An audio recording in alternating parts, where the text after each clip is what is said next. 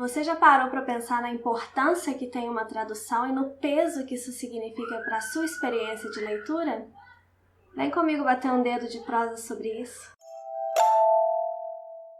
Oi, eu sou a Michelle, sejam muito bem-vindos aqui no canal e hoje eu vim conversar sobre um assunto que eu acho muito importante para os leitores, que é a tradução. Você já deve ter reparado, cada um tem a sua própria forma de se expressar, usa determinadas palavras, tem as suas próprias manias, e os autores também são assim. Então, por exemplo, quando você fala alguma coisa com alguém e essa pessoa passa a sua mensagem para outra pessoa, a gente chama de telefone sem fio, porque muitas vezes essa mensagem vai chegar lá do outro lado não exatamente igualzinho você falou. Porque você vai falar uma coisa, a pessoa vai repetir com as palavras dela, colocando ali elementos que ela quiser colocar e aí vai chegar, pode até chegar a mensagem que você queria, mas não exatamente da forma que você queria. E é exatamente isso que acontece com a tradução. Tem um ditado italiano que eu não concordo, que fala que tradutor é traidor. Eu não concordo, mas esse ditado diz respeito exatamente a isso, ao tradutor mudar tanto o texto que ele muda também a mensagem, ele muda a forma que aquele autor escreve. Então, muitas vezes, vamos supor, se você lê um livro russo traduzido do francês, já passou por uma tradução, ele já perdeu alguma coisinha ali, depois vai passar por outra tradução, ele vai perder mais uma coisinha ali. E aí você lê um livro, mas é como se você não tivesse lido. Você conhece um autor e é como se você não tivesse conhecido, porque se o tradutor for um traidor, ele não vai demonstrar exatamente o que aquele livro ali está querendo, ele não vai passar a mensagem que o autor pretendia e ele sequer vai escrever respeitando as características do autor. Mas eu acho que tradutor não é traidor, como eu falei, eu não concordo com esse ditado. O tradutor é um trabalho que a gente tem que respeitar e valorizar muito. Então, desde já, eu deixo um alerta aqui para que vocês se atentem a edições que têm boas traduções, porque isso vale muito, gente. Isso vale mais do que uma capa bonita. Quando a gente lê um texto, a gente quer ler o texto que aquele autor ali entregou. E não um texto inventado, um texto modificado, né? Isso não é interessante. E quais são as dificuldades que os tradutores mais enfrentam? A primeira é a própria língua. Existem expressões ou palavras que são intraduzíveis. Então, por exemplo, uma coisa que a gente fala muito, a palavra saudade, né? A gente diz que só tem no português, mas não, existe um outro lugar onde tem uma palavra para saudade também. Eu não me lembro agora esse lugar, mas existe. Mas, por exemplo, no inglês, não existe nada que traduza literalmente a palavra saudade. A gente pode até dizer assim, I miss you. Só que I miss you significa eu sinto sua falta. E a gente que conhece a palavra saudade, a gente sabe que não sentir falta não é o mesmo que sentir saudade. Então, isso é só um exemplo básico de uma dificuldade que um tradutor enfrenta. Assim como a palavra saudade do português, eu separei duas palavrinhas aqui que eu encontrei na Super Interessante em outras línguas que também são meio que intraduzíveis. A primeira delas é tosca, do russo. Para o Google Tradutor, tosca significa apenas depressão, mas segundo Vladimir Nabokov, que é o autor de Lolita, tosca é uma sensação de angústia espiritual. É aquela agonia sem motivo que esperamos que você nunca tenha sentido. Pode ser leve, como uma sensação parecida com o tédio, ou mais profunda e aguda, como uma dor na alma. Já sentiram tosca, gente? A outra palavrinha aqui que eu separei é uma palavra do tcheco, que é a palavra litost. Litost é algo entre o remorso e o pesar e a compaixão. É uma dor profunda que você sente diante de sua própria mediocridade ou falta de habilidade. É quase um tormento na alma. E aí fala aqui que o Milan Kundera, que escreveu A Insustentável Leveza do Ser, disse que ele não consegue imaginar como outros povos conseguem compreender a alma sem entender o verdadeiro sentido de litost. E isso a gente só tá falando aqui de palavras, palavrinhas separadas no meio do texto, assim, que o tradutor vai lá e dá um jeito até de uma forma mais simples. Mas imagina quando uma expressão quer dizer alguma coisa que não é só, assim, o sentido literal daquelas palavras, quer expressar um sentimento, alguma coisa que tem a ver com a cultura de um determinado país. E aí eu separei um trechinho aqui do Lições de Kafka, do Modesto Caroni, que é o tradutor de Kafka no Brasil, né, o mais famoso deles, onde ele diz o seguinte. Ele cita um verso do João Cabral de Melo Neto e diz o seguinte: se a serra é terra, a cabra é pedra. E ele diz pra gente que nesse trecho o João Cabral, ele quis passar a sensação de aridez do Nordeste. Ele quis que a gente lesse isso como se a gente estivesse passando por cima de pedregulhos. E aí, alguém que nunca teve contato com o Nordeste, que não conhece a realidade do Nordeste, como que essa pessoa vai conseguir compreender essa frase aqui literalmente? Fora que tem o jogo de letras, né, na formação da frase mesmo, tem, né, ele coloca os R's para dar essa sensação mesmo de difícil de ultrapassar.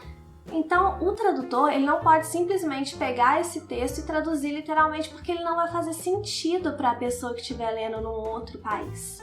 Então, vocês conseguem perceber só por aí a dificuldade de se traduzir bem um texto. E aí vem aquilo que eu disse, né, de eu falar uma coisa para você, aí você passa para o seu amigo passa para o outro, aquele telefone sem fio, que pode acontecer também nas traduções. Então, assim, nós não sabemos falar todas as línguas. Por mais que você saiba falar várias línguas, eu acho que todas você não vai saber falar. Como que a gente vai saber como escolher uma boa tradução?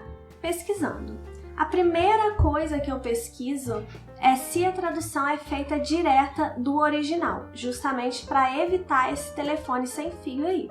Então, se eu pego um livro russo que foi traduzido direto do russo, eu já vou ficar mais confiante, porque querendo ou não, uma coisinha ou outra vai se perder. Então que seja o mínimo possível. Se eu pego uma tradução do russo para o francês, depois do francês eu passo para o português, eu vou perdendo ainda mais. Então eu evito isso. A primeira coisa que eu olho é se a tradução é direta do idioma original. Eu também olho os tradutores, é só você pesquisar, o Google tá aí para isso. Você pesquisa o nome do tradutor, você vê que tem tradutores reconhecidíssimos aqui no Brasil. Tem editoras que privilegiam traduções responsáveis e é bom a gente conhecer essas editoras.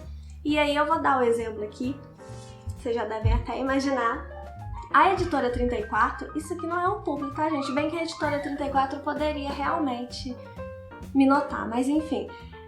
A Editora 34, ela é reconhecida por fazer edições muito confiáveis. Os russos são traduzidos direto dos russos e é uma editora muito respeitada por isso. Mas a gente não pode olhar só a editora, porque, por exemplo, eu peguei o livro aqui da Martin Claret, que é uma editora que, infelizmente, já teve alguns problemas aí. Você já deve ter ouvido falar algum problema com a editora Martin Claret. Eu mesma já reclamei da revisão de um livro deles, da Jane Austen, que a revisão estava realmente muito mal feita, mas eu reclamei e agora eu vou falar o outro lado também. As edições da Martin Claret dos livros do Dostoiévski, que são traduzidas pelo Oleg Almeida, são excelentes. Eu, inclusive, prefiro a tradução do Oleg Almeida a qualquer outro tradutor para o Dostoiévski, porque eu acho que ele consegue traduzir aquele texto truncado, ele traz a alma realmente do que eu imagino que seja o Dostoiévski, porque eu não leio em russo, né? Mas eu gosto muito da tradução dele. O Oleg é russo, naturalizado brasileiro, então assim, ele realmente sabe o que está fazendo, é muito responsável. Então não pesquise só assim pela editora, pesquise as editoras e pesquise os tradutores propriamente dito. Outra tática que eu uso é pegar os prêmios de tradução que existem por aí, por exemplo, o Prêmio Jabuti, e dou uma olhada lá nos vencedores de melhores traduções, porque aí você tem uma noção também de que o negócio foi bem feito. Então assim, gente, o jeito é pesquisar. Se você não sabe ler na outra língua, o jeito é pesquisar realmente. E mesmo quando você sabe ler na outra língua, eu acho muito mais gostoso ler em português, mas isso um preciosismo meu, talvez, porque eu sou muito apegada aos livros em português. Lógico, é gostoso também ler em outras línguas, até mesmo para você aprendendo mais e mais aquela língua. Mas se você quiser ou tiver que ler em português, prestem atenção na tradução, porque pode mudar completamente a sua experiência. Uma tradução mal feita, um tradutor que, como diz o ditado lá da Itália, é um traidor, ele vai acabar com a sua experiência, ele vai detonar o livro que você está lendo, ele vai detonar o autor, ele vai achar que aquele livro é dele e não é. O livro não é do tradutor, o livro é do autor. Apesar de a gente ter que respeitar muitos tradutores, o livro é do autor. E o bom tradutor é esse que deixa o autor aparecer, deixa o autor brilhar, né? Ele fica por trás e por isso ele também acaba brilhando, mas o livro é do autor e ele mostra o autor como ele é, porque é isso que a gente quer ver, né?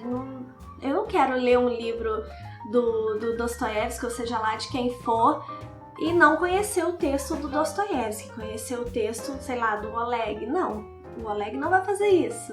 E outros bons tradutores também não vão fazer isso. Então prestem atenção na tradução do livro, gente, porque isso não é um mero detalhe, isso é uma coisa muito importante e eu tenho certeza que a partir do momento que você passe a observar o tradutor, você vai ter experiências de leitura muito melhores. E aí, claro, valorizem editoras que dão espaço para traduções bem feitas, editoras que não se preocupam só com o livro físico mesmo, assim, em fazer uma capa bonita, em fazer uma diagramação bacana, diferente, não. Isso também é muito legal. Eu já falei que eu sou uma colecionadora de livros, eu gosto de livros bonitos, mas o mais importante é o conteúdo. O mais importante é o texto, é a mensagem e a gente de fato conhecer aquela obra que a gente tá se dispondo ali a conhecer. Uma coisa que eu já estava esquecendo de falar com vocês é que eu sei que muitas vezes os clássicos, principalmente, são livros que têm uma linguagem um pouco mais rebuscada, um pouco mais complexa. Lógico, existem autores que têm um texto muito fluido, por exemplo, George Orwell é um clássico, um autor clássico que tem um texto realmente muito fluido, mas tem alguns que são um pouco mais complicados, tem textos que são mais arcaicos por serem muito antigos, e eu sei que esses textos são um pouco mais difíceis de ler, exigem um pouco mais da gente, exigem a nossa paciência, exigem até mesmo um vocabulário um pouco maior. Só que vale a pena você investir seu tempo numa tradução boa desses livros também, porque quando o tradutor ele tenta simplificar o texto, ele corre um risco terrível, e normalmente ele cai nisso, de fugir da época em que o texto foi escrito. Um exemplo que eu tenho para citar: A Senhora de Whitehall Hall, edição da Record. Tá uma edição muito boa, não tô desmerecendo aqui a edição. Só que a tradução desse livro ficou muito moderna pro meu gosto. Para um livro escrito no século XIX, é um livro escrito pela Anne Brontë, e é uma tradução muito moderna. Tem algumas palavras, agora eu não vou lembrar de cabeça aqui, mas tem algumas palavras que eu acho que nem eram usadas naquela época. E é lógico, isso traz uma fluidez realmente pro texto. Mas poxa, é aquele negócio do autor. Você quer conhecer o autor, não é? O que o autor escreveu, porque senão você lê e, igual eu falei no início desse vídeo, parece que você não leu de fato aquele autor. Se você quer simplificar demais, não, gente. Encara, porque vale a pena encarar o texto mesmo que seja complexo, mesmo que seja difícil. A tradução ela não pode simplificar o texto para você, tanto porque você não precisa disso. Você consegue ler o que você quiser, não se desmereça também. Bom, gente, é isso. O meu chocolate quente aqui já tá esfriando, então o que eu quero passar para vocês é isso. Prestem atenção na tradução. Não caiam nas armadilhas de uma tradução simplificada, porque você não vai conhecer o autor de fato, e a sua experiência de leitura, quando você lê um livro com uma tradução bem feita, é muito melhor, é muito mais intensa, a mensagem é passada de uma forma muito mais fiel, e é isso que importa. Então, se atentem às traduções que vocês leem. Se vocês não prestavam atenção nisso até então, passem a prestar atenção agora, valorizem o trabalho dos tradutores, porque é um trabalho de fato muito difícil, não é fácil traduzir um livro. Se você gostou desse vídeo, se você ficou aqui até agora, muito obrigada, curta, compartilhe, se inscreva aqui no canal porque me ajuda muito. Conheça minhas outras redes de comunicação com o leitor, eu tenho também o blog, tenho o Instagram, o Twitter, os links estão todos aqui embaixo. Muito obrigada e até o próximo vídeo.